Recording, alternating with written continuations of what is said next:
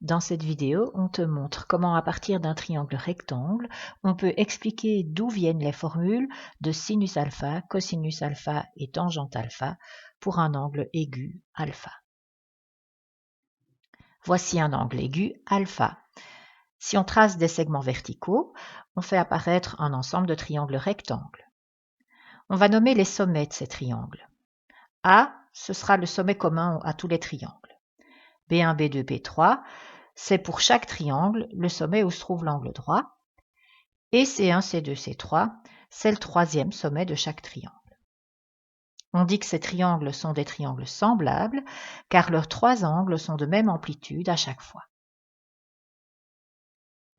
Le fait que ce sont des triangles semblables va permettre de mettre en évidence un certain nombre de valeurs constantes. En effet, si on mesure par exemple la longueur du côté vertical du premier triangle, C1, B1, et qu'on divise cette longueur par la longueur de l'hypoténuse, AC1, eh bien on obtient un certain nombre, mais si on refait ce calcul sur le deuxième triangle, donc C2B2 divisé par la longueur de l'hypoténuse AC2, on obtient le même nombre.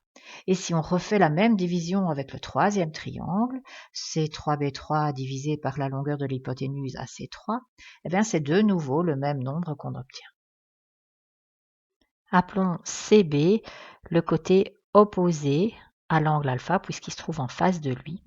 Eh bien, dans les trois cas, on n'a que, en divisant le côté opposé par l'hypoténuse, on obtient le même nombre. Si maintenant on décide de diviser le côté AB1, le côté horizontal du premier triangle, par l'hypoténuse AC1, bien de nouveau, dans le premier triangle, la longueur du côté AB1 divisée par l'hypoténuse AC1 donne une certaine valeur.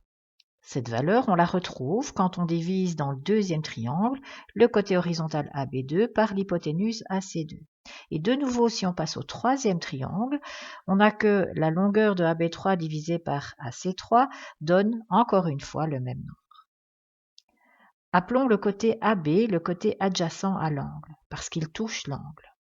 On a donc que si on divise le côté adjacent du triangle rectangle par son hypoténuse, dans chacun des triangles rectangles, on obtient chaque fois la même valeur. Cette valeur ne dépend en fait que de l'amplitude de l'angle alpha. Divisons maintenant la longueur du côté opposé, C1B1, par la longueur du côté adjacent, AB1. On obtient un nombre, et en fait on obtiendra le même nombre en faisant la division du côté opposé sur le côté adjacent à l'angle alpha dans n'importe lequel des triangles. On voit donc qu'on obtient trois rapports de longueur intéressants. Quand on divise un certain côté du triangle par un autre côté du triangle rectangle, quel que soit le triangle rectangle qu'on choisit, on obtient une valeur constante. Comme cette valeur constante dépend uniquement de l'amplitude de l'angle alpha qu'on a choisi au départ, on a décidé de donner un nom à chacun de ces trois rapports et un nom qui fait intervenir justement l'angle qui a servi de base pour définir les trois triangles. On a décidé d'appeler sinus alpha le rapport entre le côté opposé à l'angle et l'hypoténuse. Pour le rapport entre le côté adjacent et l'hypoténuse, on a décidé d'appeler ça le cosinus de alpha.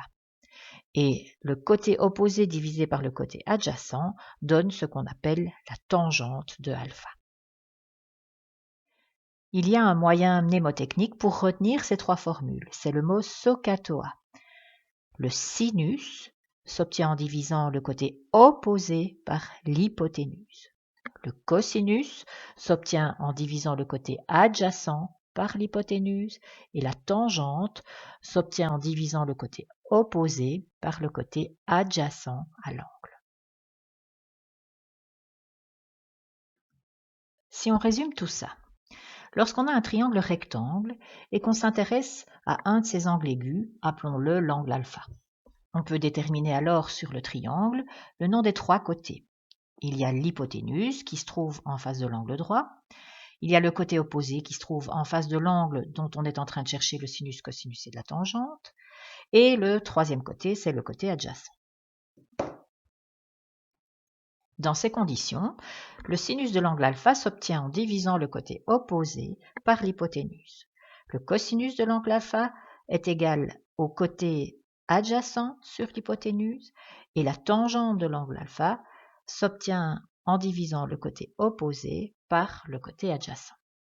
Attention, ces valeurs ne dépendent que de l'amplitude de l'angle alpha et pas du tout du triangle rectangle dans lequel on travaille. Ça, c'est quelque chose de très important qui va nous servir notamment dans la suite de ce cours quand on parlera du cercle trigonométrique. Mais ça, c'est pour une autre vidéo.